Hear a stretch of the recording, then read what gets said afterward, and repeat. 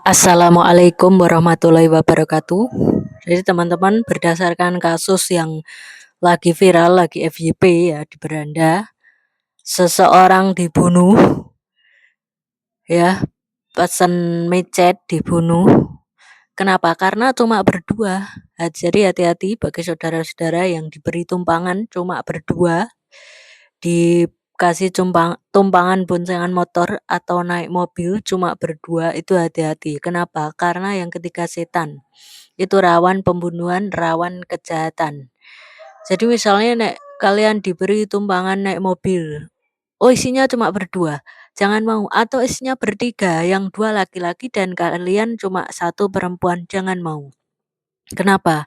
Karena bisa terjadi kejahatan yang mungkin awalnya cuma memberi tumpangan biasa, tetapi ya setelah itu ada godaan setan sehingga bisa muncul kejahatan yang akan dilakukan kepada kalian gitu loh.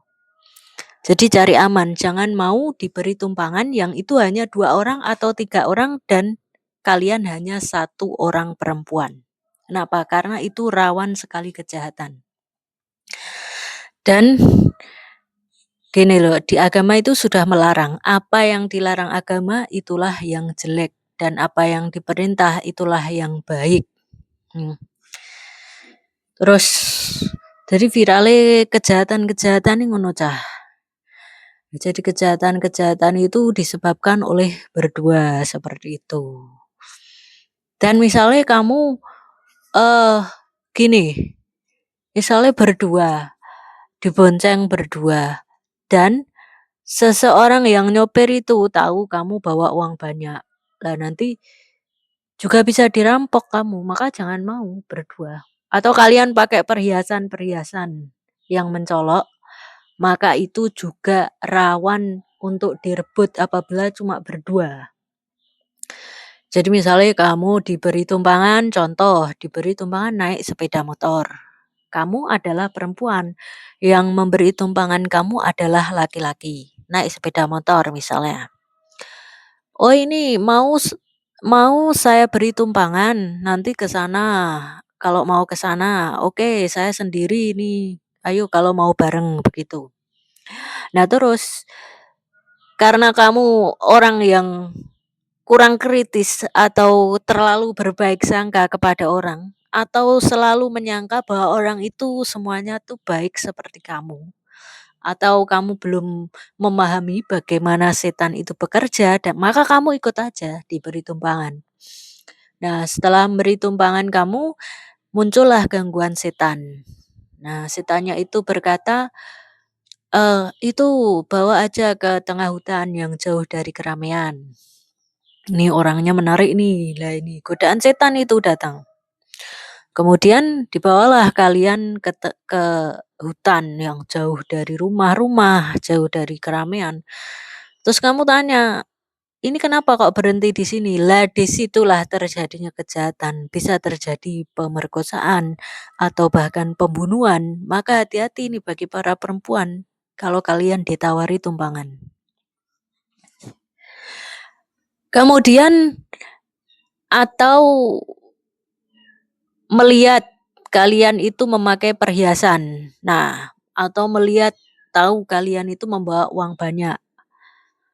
Kalian diberi tumpangan kemudian berhenti di tempat sepi, di tempat yang jauh dari pemukiman. Kemudian muncullah niat jahat dalam hati orang yang memberi tumpangan itu. Ya, kalian terus ya ditodong pakai senjata, pakai sajam, dimintalah uang Anda, perhiasan Anda, atau ya istilahnya harta apa nyawa, begitu. Maka hati-hati bagi saudara-saudara yang diberi tumpangan gitu. Dan kalau kalian itu membawa uang yang banyak, mintalah pengawalan. Gitu. Mintalah pengawalan, atau kalian bisa berkamuflase sedemikian rupa sehingga tidak dikenali orang bahwa kalian itu membawa uang yang banyak. Dan solusinya kalau kalian itu bepergian, ya bepergian itu carilah tumpangan yang aman. Aman itu bagaimana? yang menawari tumpangan adalah sesama perempuan atau sudah kenal walaupun itu lawan jenis, harap jangan diterima tawaran tumpangannya itu. Ya. Jadi gini loh Cah, kita itu cari aman di zaman sekarang itu yang banyak sekali kejahatan-kejahatan yang bisa menimpa kita, yang banyak dilakukan. Apalagi kalian itu adalah orang yang rawan mendapatkan pelecehan, penganiayaan seperti itu.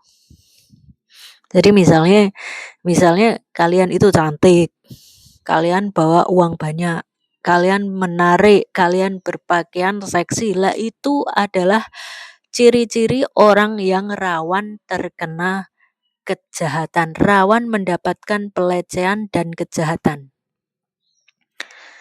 Kalau kalian jadi misalnya kalian itu jadi jelek itu harus bersyukur.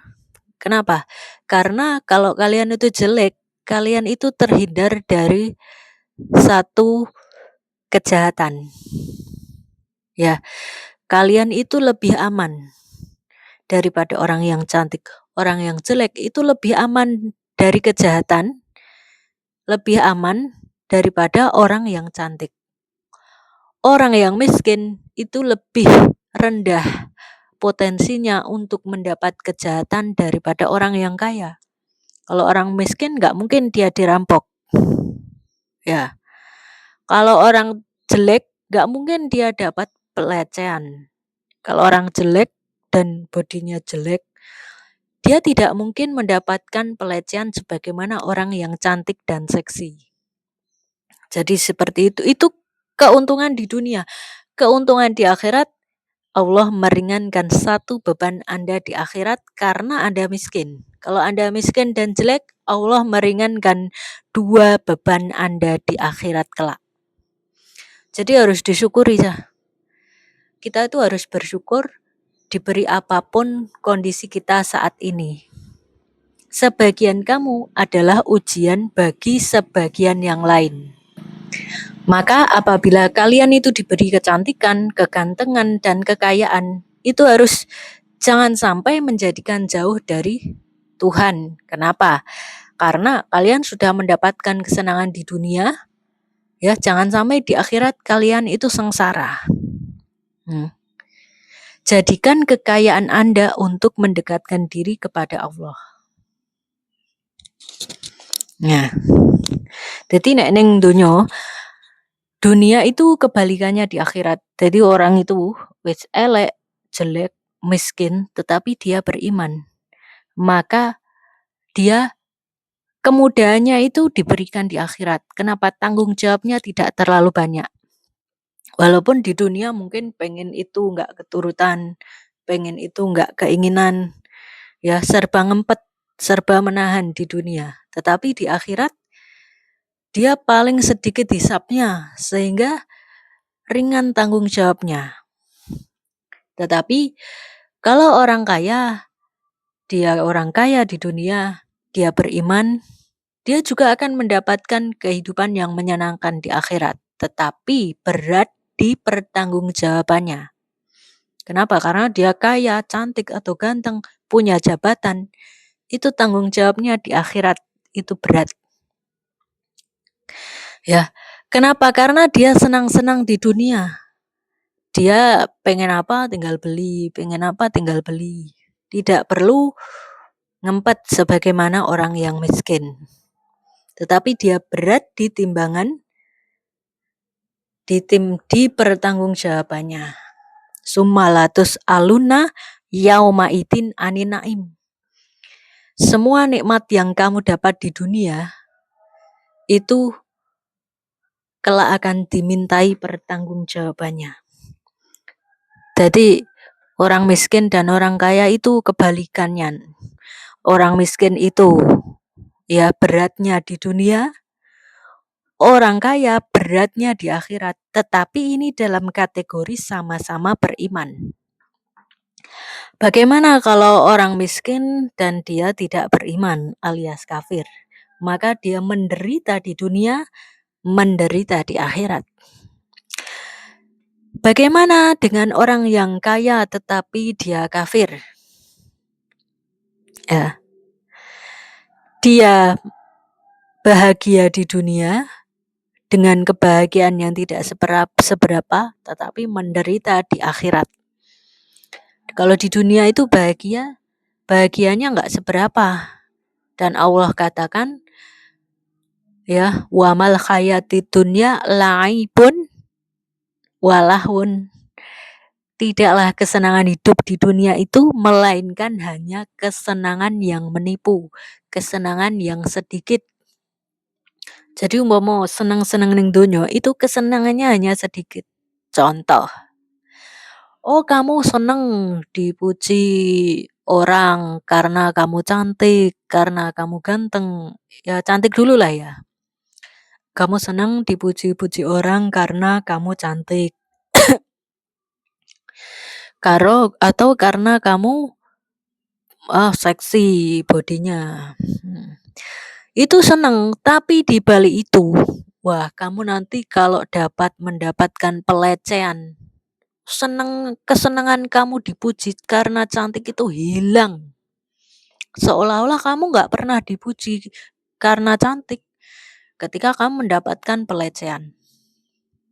Lah itulah yang namanya kesenangan yang sedikit, kesenangan yang menipu.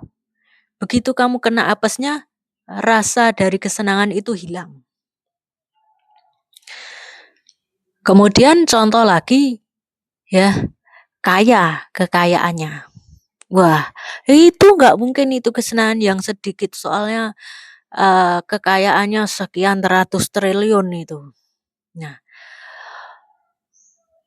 Allah mengukur kesenangan dunia itu, kesenangan yang sedikit itu seluruhnya, bukan diukur dari berapa rupiah kekayaannya. Bumi seisinya ini isinya berapa kuadrat triliun ini, semuanya itu kata Allah mata'ul qalil, mata'ul ghurur.